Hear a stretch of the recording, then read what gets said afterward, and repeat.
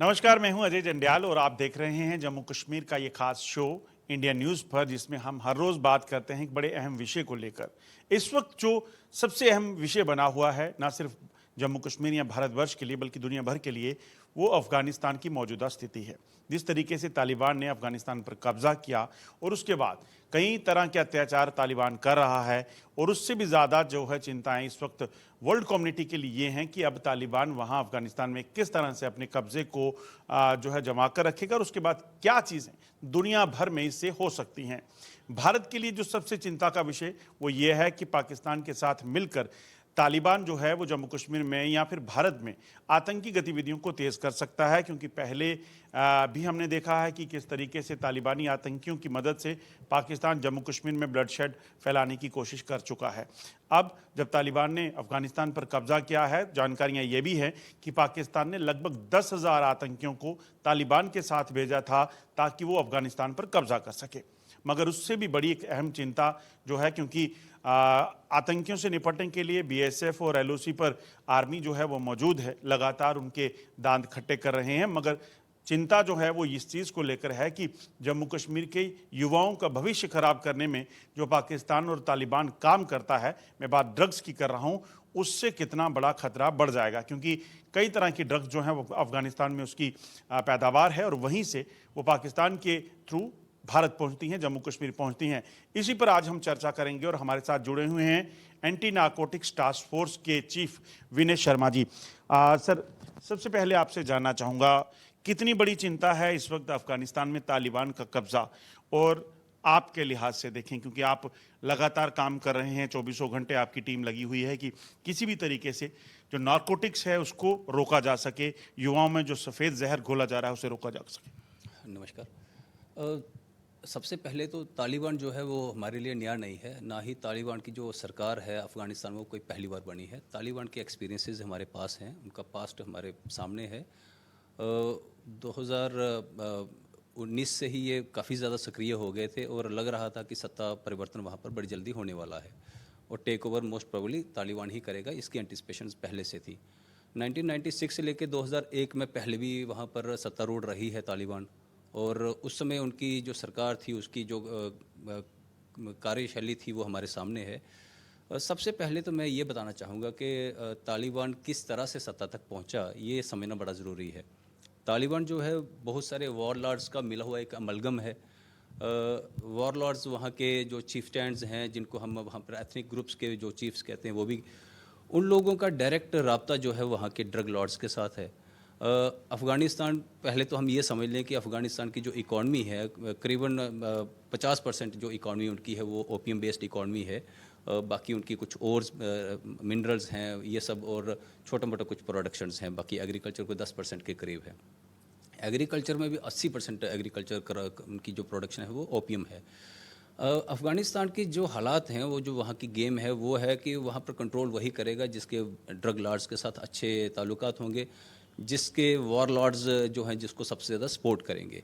आज की तारीख में आप ये समझ लें कि जो तालिबान है उसका वॉर लॉर्ड्स की सबसे ज़्यादा सपोर्ट जो है वो तालिबान को है, और सारे के सारे वॉर लॉर्ड्स, खासकर सदर्न जो अफ़गानिस्तान है जहाँ पर ओपियम बहुत ज़्यादा प्रोड्यूस होता है, ये सारे वॉरलॉर्ड्स जो हैं इनका एक म्यूचुअलिस्टिक रिलेशनशिप है वहाँ के ड्रग लॉर्ड्स के साथ। वॉरलॉर्ड्स जो हैं वो उनको सिक्योरिटी प्रोवाइड करते हैं, वहाँ पर इंतज़ामिया की एनफोर्समेंट पहुँचने नहीं देते, और वहाँ पर एक किस्म का उनको एक फ्री लिवरेज रहता है ड्रग प्रोडक्शन में, ओपियम की प्रोडक्शन में। तालिबान को दूसरे तरीके से अगर आप समझने की कोशिश करें, Taliban is simply an extension of Pakistan game plan as far as central Asian dynamics are concern. Taliban Pakistan का गेम प्लान है। पाकिस्तान का इसमें रोल ये रहा है कि पाकिस्तान ने तालिबान को खड़ा किया, तालिबान के साथ वॉरलॉर्ड्स को जोड़ा, ट्रेनिंग पाकिस्तान की तरफ से हुई है। और जहाँ तक उनकी इकॉनमी की सवाल है कि तालिबान को फंडिंग कहाँ से हो रही है, मैंने आपको पहले बता दिया कि उनकी 60% से जो ज़्यादा उनकी फंडिंग है वो थ्रू ड्रग लॉर्ड्स है। अब आपने एक सवाल इसमें यह भी पूछा कि हिंदुस्तान को कितना खतरा है। देखिए, मैं ड्रग्स के पहलू से ही मैं बात करना चाहूँगा कि जहाँ तक ड्रग्स का ताल्लुक है, 1996 से 2001 में जब तालिबान वहाँ पर सत्तारूढ़ थे तो रिकॉर्ड कल्टीवेशन ऑफ ओपियम वहाँ पर हुआ था। सबसे ज़्यादा उस डेकेड की हाईएस्ट प्रोडक्शन ऑफ ओपियम जो थी वो उसी दौर में हुई थी। हालांकि उन्होंने 2000 के करीब, 2000 और 2001 के करीब इंटरनेशनल प्रेशर के अंडर उन्होंने ओपियम पे थोड़ी सी कंट्रोल दिखावे के लिए उन्होंने थोड़ा सा कंट्रोल दिखाया था। दिखावा था इसलिए इतनी हो गई। दिखावा मैं बता रहा हूँ कि ओपियम एक ऐसी चीज़ है, ओपियम में ये ओपियम नॉन पेरिशेबल कम्युनिटी में आता है। अगर इसको प्रॉपरली प्रिजर्व किया जाए 2-3 साल तक आप इसको प्रिजर्व रख सकते हैं, सेल कर सकते हैं। 2000 में जब उन्होंने दिखावे के लिए यूएन को थोड़ा सा अपीज़ करने के लिए, जब सैंक्शन से बचने के लिए उन्होंने स्ट्रिक्ट एनफोर्समेंट का दिखावा जब किया, उससे पहले उन्होंने 1908 और 99 में रिकॉर्ड प्रोडक्शन उन्होंने कर ली थी और काफ़ी सारा स्टॉक उनके पास जमा था।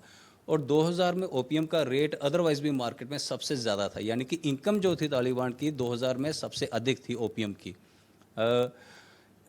अफ़गानिस्तान के हालात इस तरह से हैं कि अफ़गानिस्तान में सदर्न अफ़गानिस्तान जो है वो सबसे बड़ा प्रोड्यूसर है, प्लस जो बॉर्डर पाकिस्तान और अफ़गानिस्तान का, जिसको हम दुरंद लाइन कहते हैं, दुरंद लाइन भी अफ़गानिस्तान के लोग तो उसको क्वेश्चन, सवालिया निशान लगाते हैं उस पर कि सही मायने में इसका सलूशन नहीं हो पाया है। जो फाटक एरिया है, जिसको हम फेडरली एडमिनिस्ट्रेटेड ट्राइबल एरिया कहते हैं, वहाँ का जो नॉर्थ वेस्टर्न प्रोविंस है पाकिस्तान का, जिसकी स्वात वैली उसका कोर है, जहाँ पर ओपियम सबसे ज़्यादा प्रोड्यूस होती है। और खैबर पख्तूनख्वा जो इलाका है, वहाँ पर पाकिस्तान के जो बॉर्डरिंग एरिया अफ़गानिस्तान में, वहाँ पर प्रोडक्शन बड़ी ज़्यादा होती है। और यही ऐसे इलाके हैं जहाँ पर उनके ट्रेनिंग सेंटर्स हैं तालिबान के। अब तालिबान के कंट्रोल में अफ़गानिस्तान के कौन से इलाके हैं, ये समझना ज़रूरी है कि हेलमैंड प्रोविंस उनकी जो है, और दूसरी तरफ उनका कंधार का जो प्रोविंस है, ये सबसे बड़े प्रोड्यूसर हैं ओपियम के, और दोनों ही इनके तालिबान के कंट्रोल में है। प्रोडक्शन जो है तब तक नहीं हो पाएगी जब तक उनको तालिबान की पेट्रोनेज नहीं रहेगी। जैसे मैंने पहले ही एक्सप्लेन कर दिया आपको कि तालिबान वॉरलॉर्ड्स जो है उनकी स्ट्रेंथ पे चलता है। वॉरलॉर्ड्स जो है उनकी इकॉनमी जो है वो फंडिंग होती है ओपियम के ड्रग लॉर्ड्स के थ्रू। ड्रग लॉर्ड्स को जो पेट्रोनेज मिलता है, उनको जो सेफ हेवन मिलता है उस इलाके में, वो इंश्योर करते हैं वहाँ के वॉरलॉर्ड्स। यानी कि ये सारे का सारा एक नेक्सस है, और इस नेक्सस में पाकिस्तान का बड़ा इंपॉर्टेंट रोल है। वो ऐसे कि मैं एक्सप्लेन करूँगा कि तालिबान उस इलाके को कंट्रोल करता है जहाँ पर ओपियम की प्रोडक्शन बड़ी ज़्यादा है। अफ़गानिस्तान एक लैंड लॉक्ड कंट्री है, उसको अंतर्राष्ट्रीय व्यापार के लिए उसको समुद्री सीमाओं का भी इस्तेमाल करना पड़ता है, कभी हवाई रूट्स का। और सबसे पहले वहाँ की जितनी भी ओपियम प्रोडक्शन थी, ओपियम तो वो प्रोड्यूस कर लेता है, लेकिन जो लैब्स हैं हीरोइन की प्रोडक्शन की लैब्स, वो सारी की सारी पाकिस्तान कंट्रोल्ड हैं। यानी कि ओपियम कल्टीवेशन अफ़गानिस्तान में होती है, और उनकी जो लैब्स हैं वो सारी की सारी पाकिस्तान के कंट्रोल में हैं। उनका जो ट्रांसपोर्टेशन है, उनका जो स्मगलिंग है, जिसको हम हीरोइन ट्रैफिकिंग कहते हैं, ट्रैफिकिंग सारी की सारी पाकिस्तान कंट्रोल करता है। उसके एविडेंसेस हमारे पास हैं, क्योंकि आपने देखा होगा जब उनको ग्रे लिस्ट में डाला गया, उनको FATF की ग्रे लिस्ट में डाला गया, उसमें एक सबसे बड़ा रीज़न ये भी था कि पाकिस्तान कंट्रोल नहीं कर पा रहा है ट्रांसपोर्टेशन ऑफ ड्रग्स। वो क्लियर है कि पाकिस्तान ने drug as a tool to destabilise their neighbours वो ही इस्तेमाल किया है। पहले ईरान में पर कैपिटा कंजप्शन किसी टाइम बहुत ज़्यादा हो गई थी, जब ईरान ने इस पर सख्ती की, उसके बाद रशिया उनका टारगेट हुआ। इसमें अमेरिका का क्या रोल रहा, इस पर मैं ज़्यादा कमेंट्स करना नहीं चाहूँगा। रशिया ने जब बहुत ज़्यादा इस पर कंट्रोल करने की कोशिश की, तो पाकिस्तान ने उसको सेफ हेवन दिया। उन्होंने बाल्कन रूट्स उनको देना शुरू कर दिए थ्रू तुर्की। जो यूरोप है वो सबसे बड़ा कंज्यूमर इस समय हीरोइन का बना हुआ है अफ़गानिस्तान की। वर्ल्ड की 80% कंजप्शन जो यूरोप में होती है, उसका प्रोड्यूसर जो है वो अफ़गानिस्तान है। हिंदुस्तान को, इंडिया को इन पर्टिकुलर इसमें सतर्क रहने की बहुत ज़्यादा ज़रूरत है। आने वाले समय में मेरा अपना तजुर्बा, मेरा अपना आकलन ये है असेसमेंट ओवरऑल सिचुएशन की, कि ड्रग्स की जो पुशिंग है पाकिस्तान की तरफ से हिंदुस्तान में, वो उसकी अटैम्प्ट्स बढ़ेंगी। चूँकि हमने हमारी असेसमेंट इस पे पास्ट के एक्सपीरियंसेस से, और तालिबान पिछले 3 साल में किस तरह से बिहेव करता रहा है ड्रग लॉर्ड्स के साथ, वहाँ से हमारा एक्सपीरियंस हमें इंस्पायर करता है कि we including army, BSF, NCB, J&K police, बाकी जितनी भी एजेंसीज़ हैं, we need to be very very high alert, and हमें इस पे बड़ी सतर्कता की ज़रूरत है। अब उसमें कौन कौन सी सतर्कता हम बरत रहे हैं, उसमें बहुत ज़्यादा मैं एक्सप्लेनेशन मैं दे नहीं पाऊँगा, लेकिन मैं ये बता दूं कि जितने भी पुराने रूट्स थे, जो इंटरनेशनल ट्रेड रूट्स हैं, जो क्रॉस बॉर्डर स्मगलर्स हैं, सारे के सारे हमारी सर्वेलेंस में हैं। We are up to the task, we are highly alert to this particular challenge. एक चीज़ आपने कही कि पाकिस्तान ने रशिया ड्रग्स जो है वो फैलाई। अगर बात की जाए बाकी कंट्री जो नेबरिंग कंट्री हैं उसको पाकिस्तान नुकसान कर चुका है। जम्मू कश्मीर खासतौर पे भारत के लिहाज से देखें, क्योंकि पाकिस्तान का भारत के साथ दुनिया को दिखाने के लिए रिश्ते बेशक बेहतर कर रहा हो, मगर पाकिस्तान की जो दिल में है, क्योंकि पाकिस्तान को कई बार भारत से मात लग चुकी है, तो पाकिस्तान यहाँ कुछ और इंटेंशन से काम करता है, हथियारों से नहीं तो ड्रग्स से नुकसान करने की प्रयास। देखिए, मैंने आपको जैसे पहले बताया, तालिबान पाकिस्तान का गेम प्लान है, पाकिस्तान का एक टूल है जिसको वो इस्तेमाल कर रहा है। और UNODC, United Nations office on drug control, मैं जितना भी डाटा ये आपके सामने शेयर कर रहा हूँ, ये हमारा United nation office on drug control का शेयर किया हुआ डाटा है। उनके हिसाब से United nation $40 million US per year की जो इनकम है तालिबान की, वो थ्रू ड्रग्स है, यानी कि which comprise approximately 60% of their source of income Taliban की। पाकिस्तान ने कोल्ड वार एरा में उस समय रशिया के साथ, रशिया को डिस्टेबलाइज करने के, रशियन प्रेजेंस को कमज़ोर करने के लिए पाकिस्तान अफ़गानिस्तान में इस टूल को इस्तेमाल किया ड्रग्स का। उसके बाद जब रशियन एजेंसीज इस पे अलर्ट हो गई, तुर्कमेनिस्तान, उसके बाद जो हमारी उज़्बेकिस्तान है, किर्गिस्तान, इन्होंने जब हाई लेवल ऑफ अलर्टनेस दिखाई, तो पाकिस्तान ने बाल्कन रूट का इस्तेमाल करना शुरू कर दिया। और साथ साथ में पाकिस्तान यही ड्रग्स हमारे पंजाब में और जम्मू कश्मीर में भी पुश करता रहा, पंजाब को और कश्मीर को डिस्टेबलाइज करने के लिए। आप अफ़गानिस्तान का उदाहरण ना लें, हम जम्मू कश्मीर की ही बात करें। पाकिस्तान ने ड्रग एज ए टूल, इन्होंने अपनी पॉलिसी का एक कोर इशू हिस्सा बनाया हुआ है। जैसे आप टेररिज्म के साथ साथ टेररिज्म के साथ साथ, और उसमें मैंने आपको बताया, ये वॉर लॉर्ड्स, एथनिक ग्रुप्स और जो ड्रग लॉर्ड्स, इनका जो आपस में जो एक दूसरे को पूर्तक, एक दूसरे को कम्प्लीमेंट करते हैं, इस पर्टिकुलर नेक्सस को पाकिस्तान ने बहुत खूबी से एक्सप्लॉइट किया है। अफगानिस्तान में भी और जम्मू कश्मीर में भी इस तरह के उदाहरण हमारे सामने हैं। आप अगर माइन्यूटली स्टडी करेंगे कि जिन एरियाज़ में भी ड्रग्स बहुत ज़्यादा फैला है पिछले 20 साल में या 30 साल में, जैसे हम पंजाब की बात करते हैं, कुछ लोग उसको उड़ता पंजाब का टैग देने की कोशिश करते हैं। That was a fallout of instability in Punjab, which was done by on the instance of Pakistan. Pakistan ने ही उसको डिस्टेबलाइज करने की कोशिश की। वहाँ के जो ड्रग लॉर्ड्स थे उनको सिर्फ पेट्रोनेज देने की कोशिश की, और वो उनको फंडिंग करते रहे, उनके वहाँ पर मिलिटेंट्स को। सिमिलरली अगर आप कश्मीर को स्टडी करेंगे, कश्मीर में अगर आप ड्रग्स पॉपी की कल्टीवेशन देखेंगे, सबसे ज़्यादा किस इलाके में है, तो सबसे ज़्यादा पॉपी कल्टीवेशन साउथ कश्मीर में है। साउथ कश्मीर में भी बिजबिहाड़ा, संगम का जो इलाका है, पुलवामा का जो इलाका है, वहाँ पर आप देखेंगे जहाँ बहुत ज़्यादा कल्टीवेशन है, उसी इलाके में बहुत ज़्यादा मिलिटेंसी आपको देखने में मिलेगी। जिस इलाके में कल्टीवेशन ओपियम की बहुत ज़्यादा है और मिलिटेंसी बहुत ज़्यादा, उसी इलाके में पथराव भी आपको बहुत ज़्यादा देखने को मिलेगा। तो सबसे ज़्यादा अगर स्टोन पेल्टिंग पिछले 3 साल में हो, अब पिछले 1.5 साल से तो काफ़ी फ़र्क पड़ गया, 35 से 370 जाने के बाद तो स्टोन पेल्टिंग तो बहुत ही कम हो गई, ऑलमोस्ट ज़ीरो लेवल पे। लेकिन उससे पहले सबसे ज़्यादा स्टोन पेल्टिंग जो होती थी वो इन्हीं इलाकों में होती थी जहाँ पर ड्रग की कल्टीवेशन बड़ी ज़्यादा थी और जहाँ पर मिलिटेंसी बड़ी उर्ज पे थी। इस पे साथ साथ में हमने मिलिटेंसी पे काम करने के साथ हमने उनकी जो इकोनॉमिक बैकबोन थी, जो crop cultivation, illicit crop cultivation, उस पर भी हमने हमला करना शुरू कर दिया। यानी कि अगर आप ड्रग्स को टारगेट कर रहे हैं तो ये समझना बड़ा ज़रूरी है कि अगर आप ड्रग्स को, क्रॉप कल्टीवेशन को, इलिसिट स्मगलिंग को, ट्रैफिकिंग को अगर आप टारगेट कर रहे हो और अगर कंट्रोल कर पा रहे हो, तो आप पाकिस्तान की फाइनेंशियल जो सप्लाई है, जो मिलिटेंट्स की या पाकिस्तान के जो नापाक इरादों की जो फाइनेंशियल सप्लाई है, आप उसको चोक कर रहे हो। तो मैं इसी माध्यम से आपके थ्रू मैं सबको ये मैसेज कन्वे करना चाहूँगा कि अगर हम ड्रग को असॉल्ट कर रहे हैं, अगर लोग इस जंग में पार्टिसिपेट करते हैं, वॉर अगेंस्ट ड्रग्स में, तो हम डायरेक्टली और इनडायरेक्टली हम पाकिस्तान के नापाक इरादों को फेल करने में सरकार की मदद कर रहे हैं।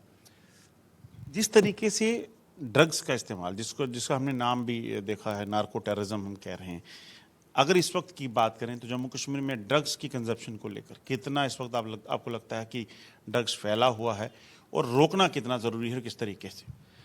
देखिए, दो चीज़ें हैं। जिस भी इलाके में अगर आप अपनी फुटिंग स्ट्रॉन्ग करना चाहते हैं, जैसे पाकिस्तान के संदर्भ से हम देखेंगे, तो उन्होंने दो चीज़ें साइमल्टेनियसली करनी है। पहले तो वहाँ पर एक अनरेस्ट का वातावरण बनाना है, इंतज़ामिया की पकड़ वहाँ पे कमज़ोर करने की कोशिश करनी है, और जहाँ पे इंतज़ामिया की पकड़ कमज़ोर है वहाँ पर कल्टीवेशन की कोशिश करेंगे, और कल्टीवेशन के ही उसमें एक्सचेंज में वो उनसे फाइनेंस अपने मिलिटेंसी को करवाएंगे। तो आपने यही, अगर आप ये पैटर्न पाकिस्तान और अफ़गानिस्तान के जो बॉर्डरिंग एरिया है, पाकिस्तान के जो खैबर पख्तूनख्वा इलाका है या नॉर्थ वेस्टर्न फ्रंटियर प्रोविंस है या फाटा का इलाका है, जो लोग पाकिस्तान की इन नीतियों से खुद भी परेशान हो चुके हैं, अफ़गानिस्तान की जनता इससे बड़ी परेशान हो चुकी है। उसका कारण ये है कि आप अफ़गानिस्तान और पाकिस्तान का जो इलाका मैंने आपको कहा, अगर पूरे वर्ल्ड में आप per capita consumption of narcotics अगर स्टडी करें, this is one of the highest in these areas. Pakistan वहीं पे पहले ड्रग का कल्चर वहाँ फैलाएगा, लोगों को इसकी आदत डालेगा, फिर उनको कल्टीवेशन के लिए मजबूर करेगा, फिर मजबूर करके फिर फाइनेंस उनसे लेगा, फिर उनको पैट्रोनेज देगा और वहाँ पे ही इंतज़ामिया की पकड़ कमज़ोर करेगा। जब इंतज़ामिया की पकड़ कमज़ोर होगी तो ड्रग लॉर्ड्स और स्ट्रांग हो जाएंगे। ड्रग लॉर्ड्स को पैट्रोनेज देने के बदले में जो उनकी हथियारों की जो उनकी रिक्वायरमेंट रहती है फाइनेंस की, वो उनसे केयर कर लेगा। यानी कि अगर आप सिर्फ तालिबान को ही अगर स्टडी करें या जम्मू कश्मीर की मिलिटेंसी को स्टडी करें, तो पाकिस्तान इसमें बहुत ज़्यादा उनको अपनी तरफ से इन्वेस्टमेंट करने की ज़रूरत नहीं है। कल्टीवेशन वहाँ पे हो रही है इन इलाकों में, और वहाँ के ड्रग लॉर्ड्स जो है वो इनको फाइनेंस कर रहे हैं, वेपन्स वगैरह वो लेके दे रहे हैं। जो ट्रेनिंग में उनका खर्चा होना, जैसे तालिबान का जो खर्चा है वो सारे का सारा खर्चा वो ड्रग लॉर्ड्स वहाँ का उठाते हैं। कश्मीर में भी इसी तरह का पैटर्न है। पाकिस्तान फाइनेंशियली भी इस गेम में अपने आप को प्रोटेक्ट किए हुए है कि उनकी फाइनेंसिस पे भी बड़ा ज़्यादा इसकी लायबिलिटी ना, इस मिलिटेंसी को, वो सारे के सारे लायबिलिटी जो है वो ड्रग लॉर्ड्स पे आती है। और मतलब आप कहना चाह रहे हैं कि पाकिस्तान का मतलब सीधे पाकिस्तान सरकार है? हाँ, पाकिस्तान के सरकार के इसमें तो हमारे पास बहुत सारे एविडेंसेस ऐसे हैं कि जिसमें हमें क्लियर इंडिकेशंस आती हैं कि पाकिस्तान की सरकार की इनको बहुत ज़्यादा सपोर्ट है। फॉर इंस्टेंस आप तालिबान तो बड़े दूर का मसला है, हम जम्मू कश्मीर ही अगर आप देखेंगे कि इनके जितने भी हमने क्रॉस बॉर्डर जो नार्को स्मगलर्स हमने अरेस्ट किए, और उनकी जब हम चैट डिटेल्स हम निकालते हैं या पाकिस्तान की तरफ से आए हुए वॉइस मैसेजेस वगैरह हम क्लोजली स्टडी करने की कोशिश करते हैं, तो उसमें एक पाकिस्तान की तरफ से जो स्मगलर्स हैं, ड्रग के स्मगलर्स जो बॉर्डर के बिल्कुल करीब आके इसको पुश करते हैं, उनका जो कंफर्ट लेवल है वो सामने दर्शाता है कि वो तो खुद ही कहते हैं कि आप बताएं किस इलाके से आप कंफर्टेबल हो जहाँ से हम इसको पुश कर पाएँ। अगर आप चाहते हैं मेंढर से करना है, हीरानगर एरिया से करना है, जहाँ से भी करेंगे तो हम तो तैयार बैठे हैं, आप अपना बताओ कि आप कहाँ से कंफर्टेबल हो। यानी कि उनको पूरे बॉर्डर पे और एलओसी पे इतना ज़्यादा कंफर्ट लेवल है उनको, ये तो पॉसिबल है नहीं कि एक आदमी जो है उसका किसी एक इलाके पे कंट्रोल हो सकता है। एक जो क्रॉस बॉर्डर स्मगलर होता है उसकी अपनी एक स्पेशलिटी होती है, एक अपनी एरिया होता है जहाँ पर वो बड़ा कंफर्टेबल रहता है कि इस एरिया में मैं स्मगलिंग कर सकता हूँ या कहीं से भी कर सकते हैं। एक चीज़ और जानना चाहूँगा, अफगानिस्तान में तालिबान का कब्जा हो चुका है, पाकिस्तान के थ्रू यहाँ ड्रग्स बढ़ेंगी, ये इसकी चीज़ की तो आशंका आप भी बता रहे हैं, मगर क्या क्या चीज़ें हैं, किस तरह की ड्रग्स जो है किस फॉर्म में यहाँ तक पहुँचती है और उसको रोकने के लिए क्या बंदोबस्त किए जा रहे हैं? देखिए, सबसे बड़ा खतरा तो ओपियम का है।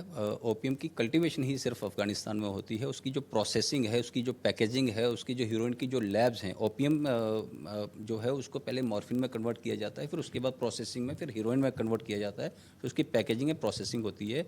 ये सारी पैकेजिंग प्रोसेसिंग की जो लैब्स हैं वो सारी की सारी पाकिस्तान स्पॉन्सर्ड हैं, पाकिस्तान कंट्रोल्ड एरियाज़ में है। हमें सबसे बड़ा खतरा हीरोइन से है, और पाकिस्तान सबसे बड़ा इसमें ट्रांसपोर्टर जो है, वर्ल्ड का सबसे बड़ा ट्रांसपोर्टर वो पाकिस्तान है, कल्टीवेटर जो है अफगानिस्तान है। इसमें ये समझना बड़ा ज़रूरी है कि कल्टीवेशन अफगानिस्तान में हो रही है, लेकिन सबसे बड़ा ट्रांसपोर्टर जो है पाकिस्तान में है। और इससे अच्छा इत्तेफाक कहीं या बुरा इत्तेफाक हमारे लिए ये है कि हम सबसे पहली जो स्टेट है जो इस थ्रेट को एनकाउंटर करती है वो जम्मू कश्मीर है। हमारा बॉर्डर पाकिस्तान के साथ लगता है, हमारी एलओसी पाकिस्तान के साथ लगती है। पाकिस्तान इस एरिया में उनके अपने स्टेक्स हैं, उनके अपने टारगेट्स हैं, वो डिस्टेबलाइज भी करना चाहता है। लेकिन ऑल सेड एंड डन, लेकिन मैं आपको ये बता दूं कि पिछले अगर 3 साल का पैटर्न देखेंगे कि जो एजेंसीज़ ने जो सीजर्स किए हैं, including BSF, NCB, Jammu Kashmir police, या जब से एएनटीएफ बनी है, तो रिकॉर्ड सीजर्स हुए हैं। पाकिस्तान को बहुत आसानी नहीं है इस इलाके से इस ड्रग को पुश करके बाकी हिंदुस्तान के बाकी इलाकों में पहुंचाने की। एक आखिरी सवाल आपसे जानना चाहूँगा, युवाओं के लिए क्या मैसेज है, युवा किस तरह से काम कर सकते हैं, क्योंकि देश को अगर ताकतवर बनाना है तो युवाओं को खुद ताकतवर बनना होगा? देखिए, मैं आपको पहले ही बता रहा हूँ कि पाकिस्तान जो है इसमें इकॉनमी जो फंडिंग है, जो टेररिज्म की जो फंडिंग है वो नार्को ट्रेड्स के थ्रू उसको पैसा जनरेट वो कर रहा है। तालिबान की जो फंडिंग सारी की सारी मैंने आपको बता दिया कि ओपियम ट्रेड के थ्रू उनकी फंडिंग हो रही है। 60% फंडिंग जो है तालिबान की, जो UNODC के जो रिकॉर्ड्स कहते हैं कि 60% फंडिंग जो है तालिबान की वो इनके थ्रू हो रही है। यानी कि अगर हम इस जो नारकोटिक्स से कमाया हुआ पैसा जो पाकिस्तान में जा रहा है, अगर हम उसको रोक पाएँ, उसके दो तरीके हैं। पहला तो ये है कि आप इंफॉर्मेशन शेयर करें और पाकिस्तान के सारे नापाक डिज़ाइन जो हैं उनको डिफीट करने में हमारी मदद करें। दूसरा कि आप ड्रग से बचें, आप इसका जो कंज्यूमर बेस है, जो डिमांड बेस है वो ख़त्म करें। जहाँ डिमांड खत्म हो जाएगी, जिस एरिया में डिमांड खत्म है वहाँ सप्लाई ऑटोमेटिकली खत्म हो जाती है। इसका मतलब ये भी कह सकते हैं कि जो बंदा इन ड्रग्स को ले रहा है वो सीधे तौर पे एक एंटी नेशनल एक्टिविटी के साथ भी जुड़ रहा है। देखिए, जो आदमी ड्रग्स ले रहा है, जो भी आदमी ड्रग्स के साथ डील कर रहा है, चाहे वो ड्रग का ट्रांसपोर्टर है, स्मगलर है, कार्टेल चला रहा है या कंज्यूमर है, वो इस इकॉनमी को, इस पर्टिकुलर फंडिंग प्रोसेस को स्ट्रेंथन कर रहा है। और जो भी आदमी इस पर्टिकुलर नेक्सस के अगेंस्ट काम कर रहा है वो पाकिस्तान के नापाक इरादों को फेल करने में भारत सरकार की मदद कर रहा है। ये इतना ही आसान है समझना। शुक्रिया हमसे बात करने के लिए।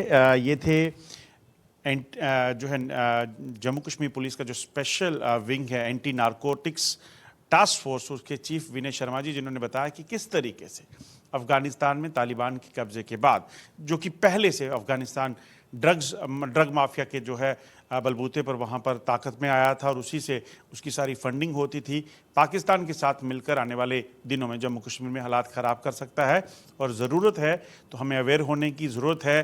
तो हमें इस चीज़ से लोगों को जागरूक करने की कि ये जो काम है ड्रग्स का सेवन या ड्रग्स का लेन देन, ये सीधे तौर पे टेरर रिलेटेड एक्टिविटीज़ के साथ आपको जोड़ेगा। यानी कि अगर आप सुरक्षा एजेंसियों की मदद कर रहे हैं तो आप देश की सेवा में हैं, और अगर आप इसका सेवन भी कर रहे हैं तो आप उतने ही बड़े गुनहगार हैं जितना कि एक आतंकी हो सकता है। आज के शो में बस इतना ही। कल आपके सामने फिर हाजिर होंगे, तब तक के लिए नमस्कार।